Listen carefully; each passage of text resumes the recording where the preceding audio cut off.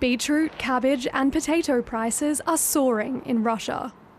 As the key ingredients to make the national dish borscht, that's making people nervous.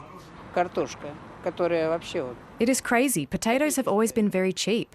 At this price, I will not buy them, and I think few people will buy them at this price. The so-called Borscht Index is a measure of economic well-being in Eastern Europe, and it's currently indicating a potato crisis. Russian farmers blame poor weather for the lower crop of potatoes, but also point to the rising cost of production as factors behind the price surge. If we compare June this year to June last year, the potato price growth was about 200%.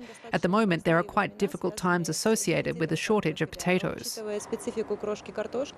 Russia is facing very high interest rates and a stagnating economy, partly due to a raft of sanctions imposed on the country since its invasion of Ukraine in 2022.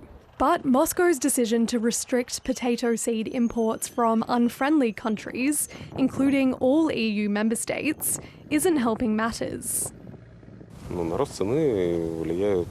Price increase is caused by fuel cost, wage growth, use of foreign agricultural machinery and components for it. Since we are under sanctions, the spare parts that used to cost, let's say, $100, now cost $300 to $350. The Russian central bank is keeping a close eye on potato prices as it looks at interest rates, which, despite a rare cut just last week, currently sit at a two-decade high of 20%.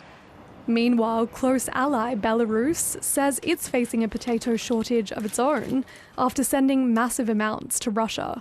My key task is to avoid buying potatoes from abroad because we know the Russian market, we know the pricing, but sometimes during the off-season we can consider foreign supplies.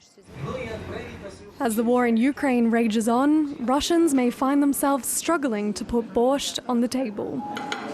Amelia Costigan, ABC News.